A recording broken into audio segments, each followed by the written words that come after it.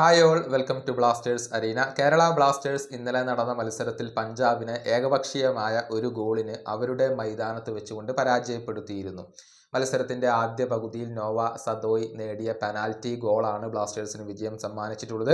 രണ്ട് താരങ്ങൾ red card കണ്ടതോടുകൂടി Kerala ബ്ലാസ്റ്റേഴ്സിന് പ്രതിരോധത്തിലേക്ക് ഉൾവലിയേണ്ടി വന്നിരുന്നു.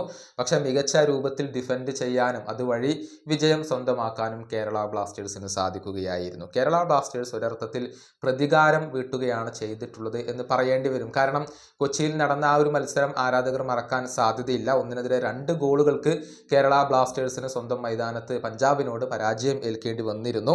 അന്ന് ലൂക്ക മജിസൺ ആയിരുന്നു യഥാർത്ഥത്തിൽ ബ്ലാസ്റ്റേഴ്സിനെ തോൽപ്പിച്ചിരുന്നത്. ലൂക്ക മജിസൺ അന്ന് നടത്തിയ ആ ഒരു സെലിബ്രേഷനൊക്കെ വലിയ രൂപത്തിൽ വിവാദമായിരുന്നു. കേരള ബ്ലാസ്റ്റേഴ്സിന്റെ ഫ്ലാഗിനെ അദ്ദേഹം അപമാനിച്ചു എന്നൊക്കെ ആരാധകർ ആരോപിച്ചിരുന്നു.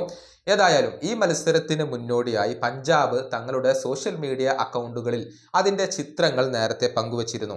അതായത് ലൂക്ക മജിസൺ ബ്ലാസ്റ്റേഴ്സിന്റെ ആ ഒരു ഫ്ലാഗ് ഉയർത്തിപ്പിടിക്കുന്നതിൻ്റെയും അതുപോലെ തന്നെ ഫിലിപ്പ് മർസിലിയാക്ക് ഗോൾ ആഘോഷിക്കുന്നതിൻ്റെയും ചിത്രങ്ങളായിരുന്നു അവർ പങ്കുവച്ചിരുന്നത്.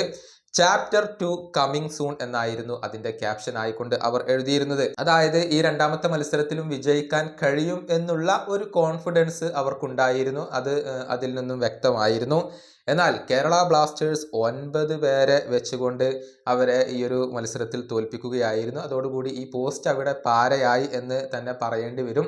എങ്ങനെയുണ്ടായിരുന്നു ചാപ്റ്റർ 2 എന്നാണ് ബ്ലാസ്റ്റേഴ്സിന്റെ ആരാധകർ ഇതിന്റെ കമന്റ് ബോക്സിൽ ചോദിച്ചിട്ടുള്ളത്. 9 പേരെ വെച്ച് കേരള ബ്ലാസ്റ്റേഴ്സ് സ്വന്തം മൈതാനത്ത് നിങ്ങളെ തകർത്തു വിട്ടതാണ് ചാപ്റ്റർ 2 എന്നാണ് ഒരു ആരാധകന്റെ കമന്റ്.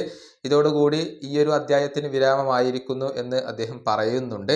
ഏതായാലും പഞ്ചാബ് പ്രതീക്ഷിച്ച പോലെയല്ല കാര്യങ്ങൾ നടന്നിട്ടുള്ളത്. കേരള ബ്ലാസ്റ്റേഴ്സിന്റെ 2 താരങ്ങളെ അവർക്ക് നഷ്ടമായിട്ടും അത് മുതലെടുക്കാൻ പഞ്ചാബിന് സാധിച്ചില്ല എന്നുള്ളത് അവരുടെ ഏറ്റവും വലിയ പോരായ്മയായിക്കൊണ്ടാണ് വിലയിരുത്തപ്പെടുന്നത്.